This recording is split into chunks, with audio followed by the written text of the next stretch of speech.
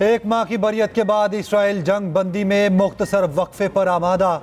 White house ने दावा किया इसराइल रोजाना 4 घंटे जंग बंदी करेगा। जंग बंदी में वक्फे का सिलसिला आज से शुरू हो जाएगा। गजा के इंडोनेशिया अस्पताल में बदतरीन बमबारी, मुतादिद शहीद और जख्मी लोग बेयारो मददगार भागते रहे। इसराइल के वहशियाना हमलों में 10,800 से ज्यादा फलस्तीनी शहीद हुए। एक माह में 40 से ज्यादा सहाफ़ी भी जान से गए। फलस्तीनी वजीर आज़म ने दुनिया के सामने सवालात रख दिए। पूछा, जंग रोकने के लिए कितने फलस्तीनियों को जान देना पड़ेगी? क्या 30 दिनों में 10,000 शहादतें काफ़ी नहीं? किसी मुल्क को दूसरे मुल्क की ज़मीन पर कब्जे का कोई हक नहीं। हम पर कब्जा हो चुका। हम वो लोग हैं जिन्हें असल में दिफा की ज़रूरत है।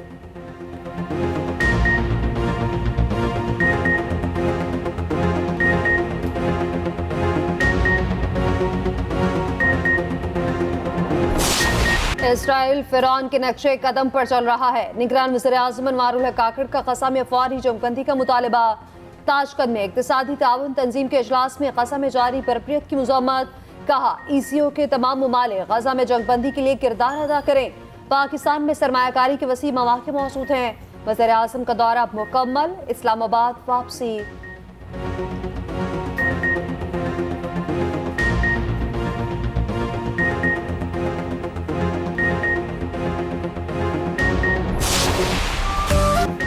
मरी में हर शय सफेदी में गुम। सीजन की पहली बर्फबारी ने माहौल बना दिया। नथिया गली में भी सफेद मोतियों की बरसात। इस्लामाबाद और रावलपिंडी में ओले पड़े। मरी रोड यालाबारी के बाद सफेद हो गई। बालाकोट में भी बादल जमकर बरसे। नारायण और कागान के पहाड़ों पर बर्फबारी। आज़ाद कश्मीर की वादियां भी बारिश के बाद निखर गईं। सर्दी की शिद्दत में इजाफा। बाबूसर टॉप बर्फबारी के बाद ट्रैफिक के लिए बंद। बटाकुंडी में भी सीजन की पहली बर्फबारी। गलियात में यालाबारी से मौसम ठंडा ठार। चित्राल की वादियों के नज़ारे भी देखने वाले। सवात के पहाड़ों ने भी सफेद चादर ओढ़ ली।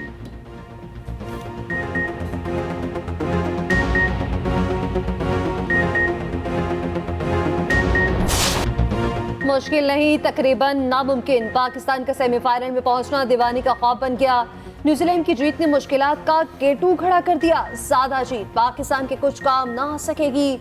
पाकिस्तान को इंग्लैंड को तकरीबन 287 रन से शिकस्त देना होगी। पाकिस्तान अगर पहले बैटिंग करके 300 रन बनाए तो इंग्लैंड टीम को 13 रन पर आउट करना होगा। इंग्लैंड ने पहले बैटिंग की तो पाकिस्तान को हदफ 2.4 ओवर्स में हासिल करना होगा। दोनों टीमें 11 नवंबर को कोलकाता में आमने सामने होगी। न्यूजीलैंड ने अफगानिस्तान की टीम को भी सेमीफाइनल की दौड़ से बाहर कर दिया। पाकिस्तान की हार और अफगानिस्तान की जीत भी उसे सेमीफाइनल पे नहीं पहुंचा सकती।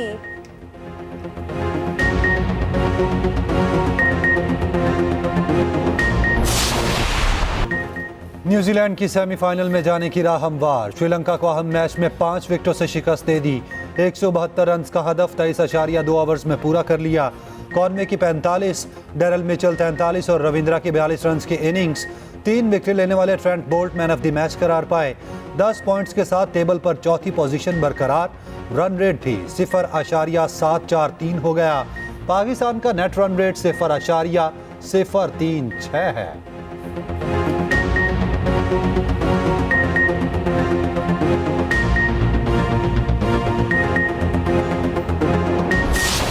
करप्शन की बड़ी कहानी से पर्दा उठ गया। चेयरमैन PTI की फ्रंट पर्सन फराह कोगी के खुफिया असासों की तफसीलात मंजर-ए-आम पर। 2017 से 2020 तक ज़ाहिरी और गैर ज़ाहिरी असासों में 4 अरब 52 करोड़ का हैरत अंगेज इजाफा। फराह कोगी ने 2020 में 95 करोड़ रुपए के असासों को तस्लीम किया। इससे हटकर 3 अरब 82 करोड़ के असासे निकल आए। सिर्फ 3 सालों में ज़ाहिरी असासे 420% बढ़े। गैर ज़ाहिरी असासों में 15,000% इजाफा हुआ। तमाम असासे फराह गोगी की ज़ाती मलकियत निकले। शौहर एहसन जमील गुजर और रिश्तेदारों के असासे अलहदा हैं। SECP के रिकॉर्ड के मुताबिक फराह गोगी 8 कंपनीज में हिस्सेदार भी हैं। 2018 में ऐलान की गई टैक्स एमनेस्टी स्कीम का भी भरपूर फायदा उठाया। 489 मिलियन रुपए से ज़ायद का काला धन रेगुलराइज कराया। तहकीकात में फराह और उनके शौहर के 102 बैंक अकाउंट सामने आ गए। मालियत 14.5 अरब रुपए है।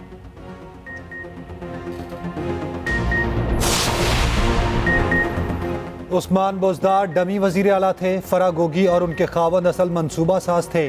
पंजाब में डीपीओ से पटवारी तक ट्रांसफर पोस्टिंग का शेयर जाता था। रहनुमा नून लीग अता तारड़ के इल्जामात। कहा फराह गोगी पकड़ी जाती तो फर बोलती। चेयरमैन पीटीआई ने फराह गोगी की करप्शन में सहूलतकारी की। इक़्तिदार खत्म होता देख चेयरमैन पीटीआई ने फराह गोगी को बाहर भेज दिया। बुशरा बीबी को भी जेल में होना चाहिए। राना सनाउल्लाह ने कहा फराह गोगी को वापस लाने के लिए तरीकाकार है। तहकीकाती इदारे उस पर काम कर रहे हैं।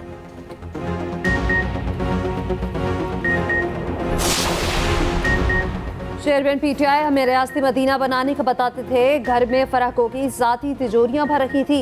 इस्तेहकाम पाकिस्तान पार्टी के मरकजी रहनुमा अली मकान कहते हैं जिस डीआईजी ने बेईमानी के माल का बताया उसे रातों रात तब्दील कर दिया गया। फिरदौस आशिकवान ने कहा कि चेयरमैन पीटीआई के घर में रासन बैठे थे। खातून अव्वल और फराह गोगी माल पर हाथ साफ कर रहे थे। मानी का फैमिली और फराह गोगी के खजाने बढ़े। इन सब को गिरफ्तार किया जाए।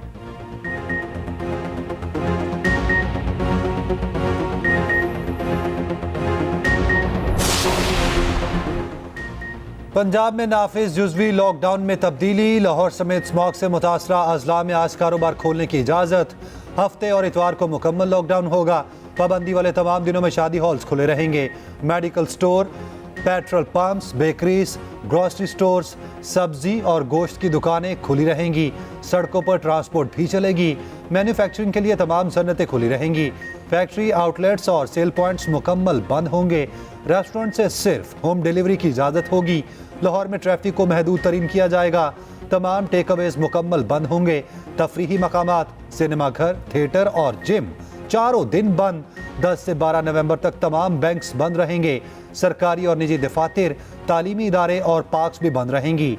कमिश्नर लाहौर की जुम्मे को ताजरों से रजाकाराना कारोबार बंद करने की अपील। स्मार्ट लॉकडाउन के दौरान सेफ सिटी कैमरों से मॉनिटरिंग होगी। बागों का शहर धुएं में गुम हो गया। लाहौर दुनिया का आलूदा तरीन शहर बन गया। फिजाई आलूदगी में शहर का दूसरा नंबर। एयर क्वालिटी इंडेक्स 450 से ऊपर। शहर में बीमारियां आम। दिल्ली फहरिस्त में टॉप पर। कराची में भी सूरत हाल अबतर। आलूदा तरीन शहरों की फहरिस्त में 5वें नंबर पर। स्मॉग के बायस लाहौर फेस्टिवल भी खत्म। फेस्टिवल ने 15 नवंबर तक जारी रहना था। बदतरीन स्मॉग के बायस पंजाब हुकूमत ने आगे वाले तमाम प्रोग्राम मनसूख कर दिए। स्मॉग का बड़ा सबब बनने वाले तमाम तरक्याती काम अब तक जारी हैं।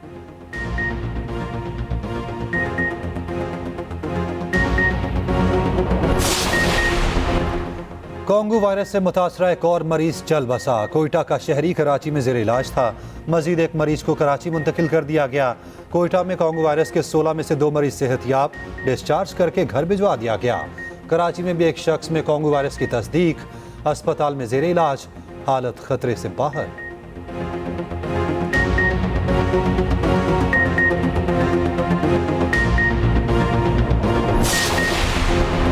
जहांगीर तरीन का हकीकी नया पाकिस्तान बनाने का ऐलान। टेक्सला में अवामी इज्तिमा से खिताब में कहा पुरानी बातें भूलकर आगे जाना चाहते हैं। सियासी जमातें एक दूसरे से ना लड़ें। कोशिश करेंगे हक के लिए आगे बढ़ें। पहले अवाम का सोचेंगे।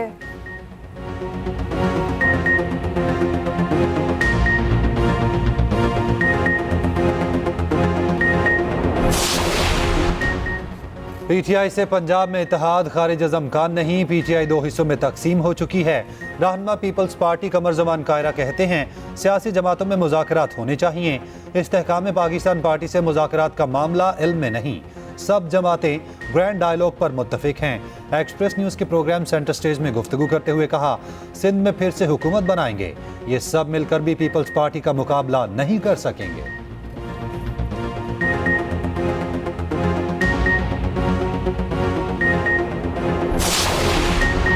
मुस्लिम लीग नून के सिंध में सियासी राब्ते तेज। लीगी वक्त 11 नवंबर को मुत्तहदा के मरकज बहादुराबाद जाएगा। साद रफीक, अयाज सादिक और बशीर यमन शामिल होंगे। इंतखाबी इत्तेहाद के लिए कमेटी के क़याम पर बातचीत होगी।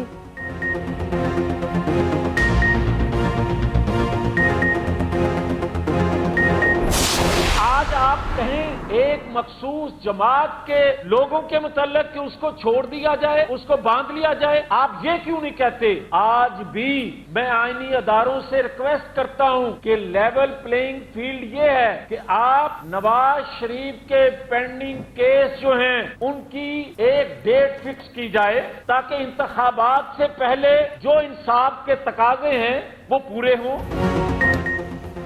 आरिफ अलवी 9 में वाकयात की मजम्मत क्यों नहीं करते?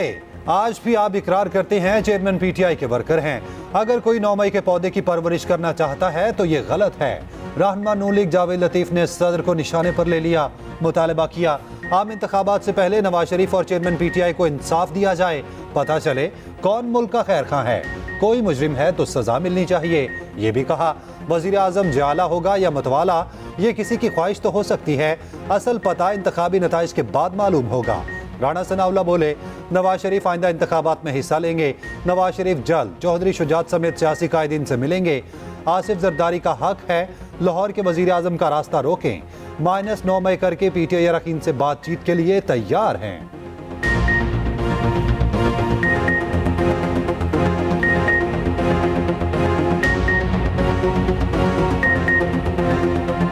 जिसने एक दिफाई अदारे के ऊपर हमला किया, उस टोले से माइनस पीटीआई और बाकी तमाम जमातें जो है उनके साथ हम बैठना चाहते हैं, उनको साथ लेके चलना चाहते हैं और मुल्क तभी इस बहरान से निकलेगा जब सब मिल के जो है वो चले। मुलाकात तो मियां नवाज शरीफ साहब का इरादा है कि वो तमाम सियासतदानों से करेंगे, तो उसमें जो क्यों लीग चौधरी शुजात साहब हैं उनसे भी। निगरान वज़ीर आला सिंध और सूबाई वज़ीर सेहत आमने सामने। तर्जुमान वज़ीर आला सिंध का कहना है मकबूल बाकिर के दौरों से साबित हुआ वज़ीर सेहत डॉक्टर साद खालिद नियाज अस्पतालों को बेहतर करने में बुरी तरह नाकाम रहे। वो साथ ही डॉक्टर्स के साथ दुश्मनियां निभाने में मसरूफ रहे। इजलासों को इसलिए मुलतवी करवाया कि उनकी नाकिस कारकर्दगी का जायजा न लिया जा सके। निगरान वज़ीर सेहत की जुबान कोई मुहसिब या पेशावर डॉक्टर इस्तेमाल करने का सोच भी नहीं सकता। उनकी गलत बयानी और बेहूदगी से जाहिर है कि झूठ की कोई बुनियाद नहीं होती।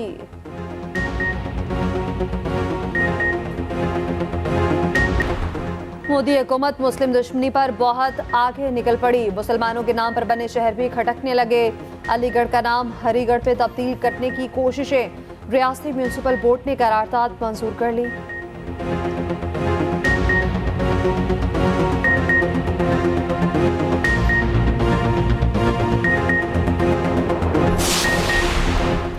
मकबूजा वादी में भारतीय बर्बरियत ना रुकी। जिला शोपियां में एक और कश्मीरी शहीद। नाम नहाद ऑपरेशन के दौरान नौजवान को गोलियों से छलनी किया गया।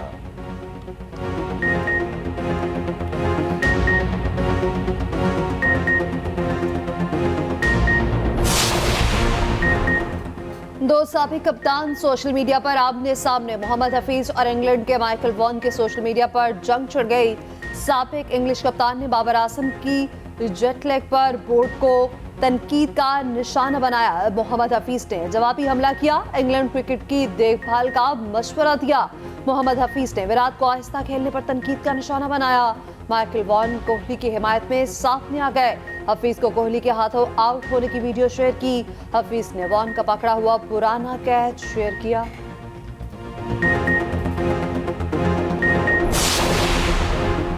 कराची के माहीगिरों के हाथ खजाना लग गया। 70 करोड़ की मछली फिश हार्बर पर फरोख्त कर दी गई। सुआ मछली का गोश्त 1000 किलो है।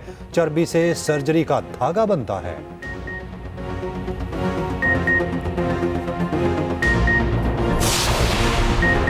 शहर में फराटे भरती गाड़ियों का शोर। थल डेजर्ट जीप रैली का आगाज। मर्द और खवातीन रेसर्स खतरनाक ट्रैक पर होंगे आमने सामने। 200 किलोमीटर का दुश्वार गुजार ट्रैक बनाया गया। सुबह क्वालिफाइंग राउंड शुरू होगा। साबिक वज़ीर आला सिंध मुराद अली शाह के बेटे ट्रैक का जायजा लेते हुए जख्मी। तेज रफ्तारी की वजह से जीप उलट गई।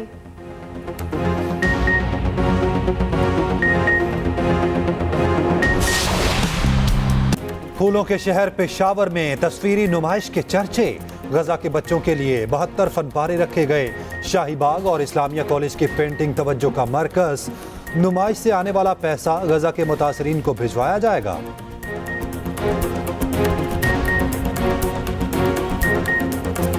और हंसते बसते न्यूयॉर्क पर भूतों का बसेरा। Action comedy film Ghostbusters Frozen Empire का ट्रेलर जारी। फिल्म आइंदा बरस मार्च में रिलीज होगी।